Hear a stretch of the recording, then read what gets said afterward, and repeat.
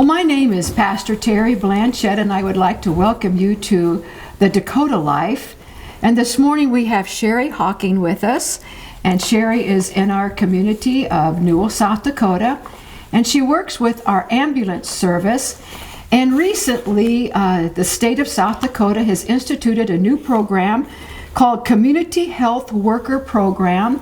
And I've asked her in to introduce to you, the community, about this program and what is available on it. So Sherry, welcome. Thank you for being with us today. Thank you, Terry, for the invite. Yes, I want to read a little bit off of the flyer that you gave me. And the definition of what they have is that this Community Health Worker Program bridges the gap between communities, health and social services systems. And we all know that those systems change continually, and it can be very confusing sometimes getting plugged in and connected with the right system in both of the health and social services. So I want to just ask you a few questions this morning and let you talk and share with our community a little bit about this program. But first, tell us a little bit about you. Okay, so I have been in the Newell community for a long time. I am the director of the ambulance service, and I looked into this program. It's a way for the Department of Health in South Dakota to try to keep smaller ambulance services viable. Okay. A lot of times we are answering calls that don't necessarily meet medical necessity, but a patient will either not go to a provider or avoid going to a provider, and then they get themselves into some sort of medical trouble, whether it be respiratory or whatever. And then they'll call the ambulance, where if we could get in there sooner and take care of their medical needs and help them get their appointments, help them get their medications, making sure they're getting their oxygen, their equipment, then we may be able to avoid the 911 call and save those for truly medical emergencies and help the patient. It's a money saver for the patient and the service, because then you don't have those bills going out. So they're hoping that by embedding the community health worker into ambulance services, it will give us another layer of provider help for patients. So this is designed more for the smaller communities, the rural communities, or is this statewide for even larger communities then? It is statewide, because we all face the exact same thing. We have people that misuse ambulance services. We're more for, sometimes it's a transportation. People lack transportation and they'll wait and call 911, and we'll take them to the ER. They'll get what they need, and then they get back home. Right. So it is across the state of South Dakota. Mm-hmm. It is, Minnesota has it in place, some other ones, but they didn't embed them into ambulance services like we have. Okay. Sturgis was the first one to come up with their community health worker program, and they've been operating for a few months and doing great things out there, really helping the patient, advocating for them, helping them find resources. Sometimes people just don't know where to turn. Yes. They don't know what resources are out there. Mm-hmm. How do I get the help that I need? Whether it be, prescriptions, whether it be mental health, maybe it's food, maybe it's, help with paying rent. Where do they turn? And so kind of the basis behind it was to look at rural and highly rural, but we've also got cities that are doing it. Belfouche just finished theirs, so awesome. Yeah. You said that they have to be a Medicaid, on Medicaid. Share with us a little bit about the requirements for this type of service. Absolutely. So they have to be a Medicaid recipient. Okay. So receiving Medicaid is part of their health benefits. And then in order for us to come into the house and help them or their home, there has to be an order by a provider.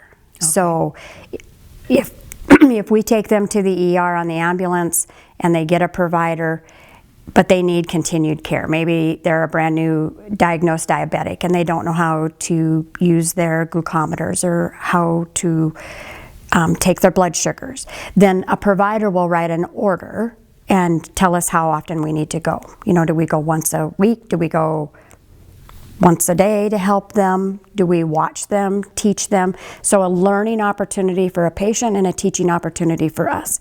Maybe they got just diagnosed with hypertension, and we go in and help them take their blood pressures, make sure that those prescriptions are working. How do we keep that connect with their provider? And so we have to document everything so the providers can watch what we're doing.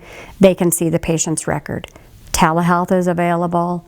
You know, maybe they don't want to go to the provider. They don't have a way. We can get telehealth in there and get them to where they can work with their provider that direction. That's awesome. Yeah. All right, I have a list here. It says the health services that you offer. Can you go over some of those? Because there's quite a long list of the services themselves. And you just gave us some examples, but you know, even prescription medication affordability assistance, you know, with the rising costs. I mean, Medicaid does cover a lot of those types of things, but still people get confused with just what's available and what they can do. Can you go over some of those resources that you offer here, the health services then? Yep, and some of them, I won't know all of them. Okay. Part of our thing is, with me taking that class, learned a lot of resources that are out there that even I didn't know. Okay. Like, I had no idea. Like, there's a place in Belfouche where you can get diapers for free for new parents that can't afford their diapers. I had no idea that existed out there. So working with the pharmacies for what programs are out there to help.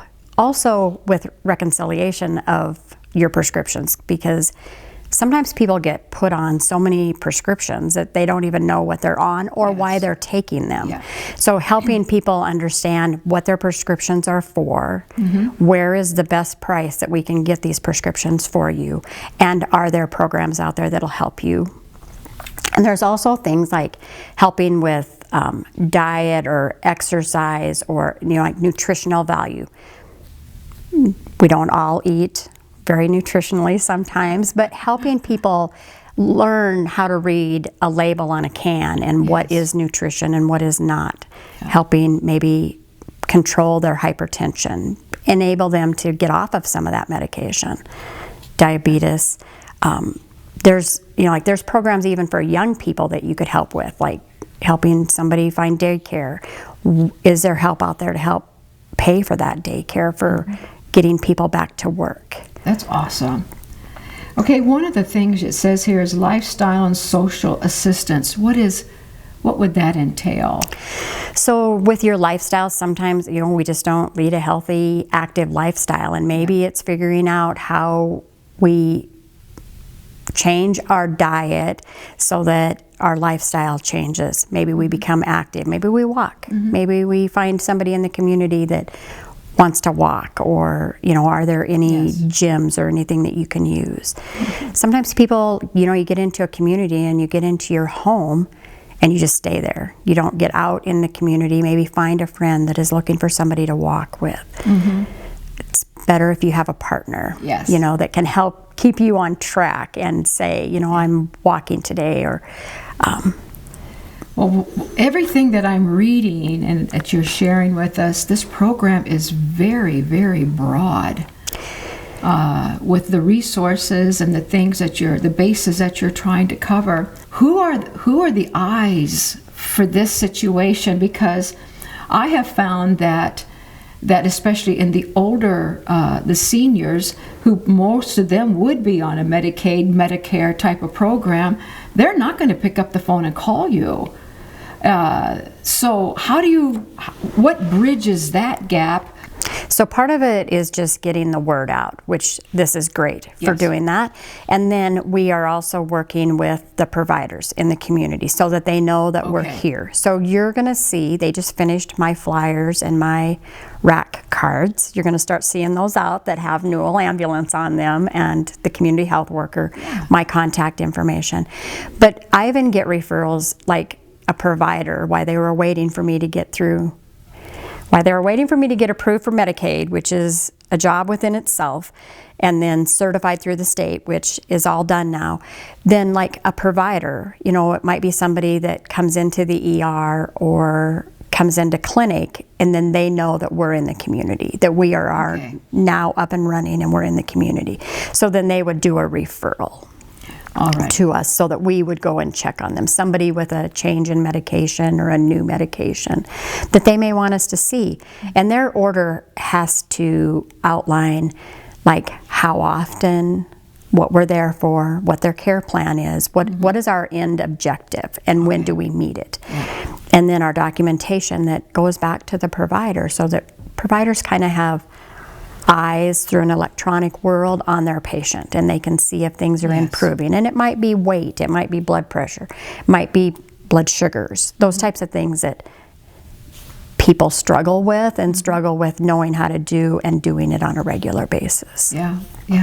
So then with you being in the ambulance service as long as you have, and going in and out of Sturgis and the other hospitals, and they're familiar with you, and so you've got that relationship, and they pick up the phone and refer the people to you. Yep, they'll talk to us about it or talk to me about it, and then write an order asking you to go check on them. That's wonderful. Yep. And it is brand new in the state of South Dakota. I mean, like brand new, as it's a new program. Right. And they're looking at Medicare is probably going to come on board, as will Blue Cross Blue Shield. Because the goal is, so if you can keep a patient from being admitted to the hospital for the same diagnosis, it helps the hospitals. So if someone's admitted within 30 days for the same diagnosis, hospitals are fined for that.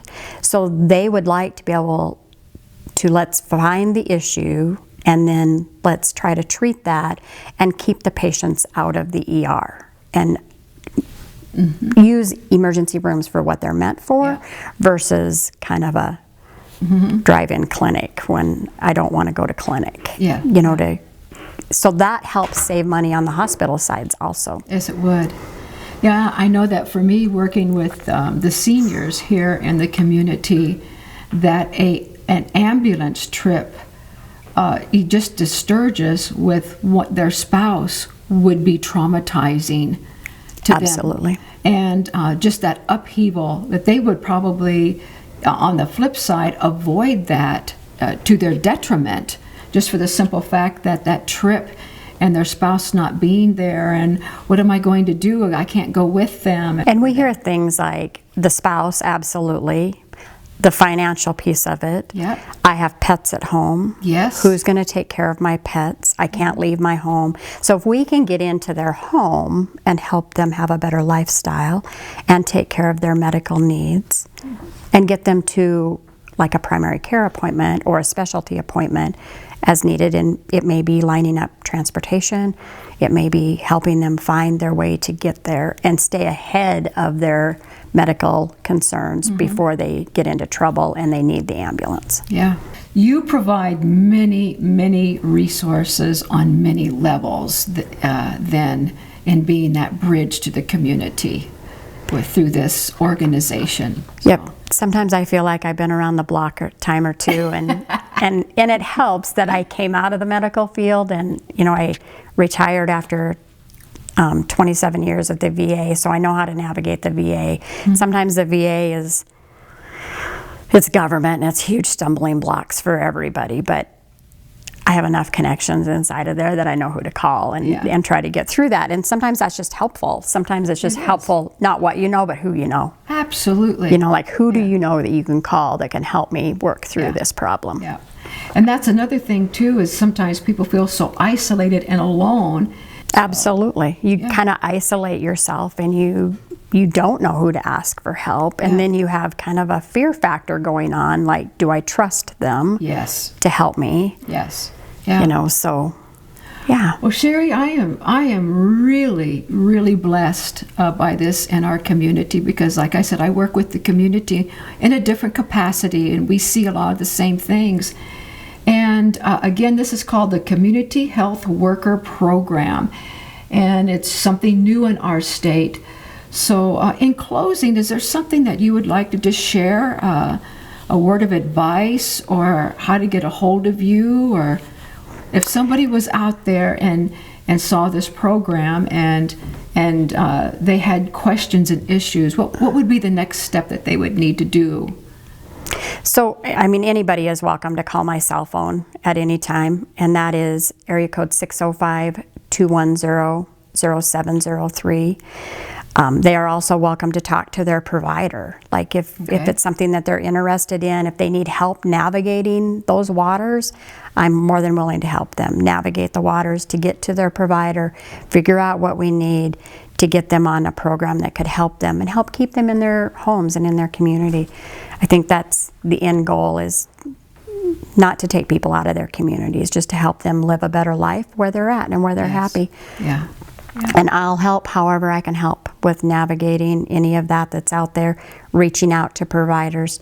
I'm not afraid to pick up the phone and reach out. Absolutely. And see how we can help people. It is a new program. Hopefully I'll have more information when I get back after this weekend with conference, but it is a growing program. Belle Fourche will get their community health worker up and running over there. She's also coming out of the ambulance service.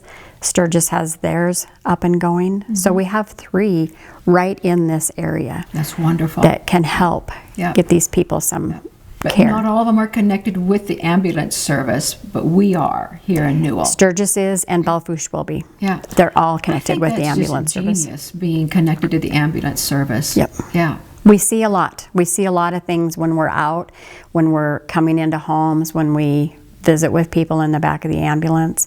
We see a lot. Sure And so there's just things that we have eyes where we could maybe help them, offer them some resources.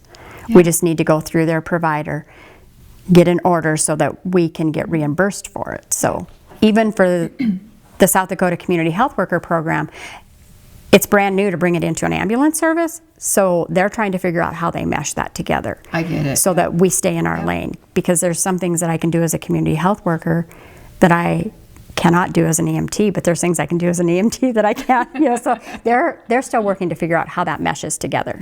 Also, so it's new, it's brand new. So their goal with bringing it under the ambulance service is to keep ambulance services viable, because as it is throughout the nation, ambulance services are on shaky ground. You don't have enough staff. So we're low staff on the ambulance service. I am the only community health worker right now, but we can bring on more. And I thought, if we could bring on more community health workers, then maybe they would join the ambulance service, maybe not as an EMT, but maybe as a driver or something like that to help that direction. So it could kind of come together and help both services. So the goal down the road would be that you would have another community health worker, that we would grow this program enough that you could support more people in this area. And they can contact me, and right now there's grant money that pays for your schooling. So there's grant money out there to help people go through the school, and you pays for the school, helps pay for your time, your hours that it takes to take the schooling. So that's all out there. So absolutely, they could reach out. Good question, and I could direct them in how to get a hold of the state to get into the grant and apply for the grant money. Perfect.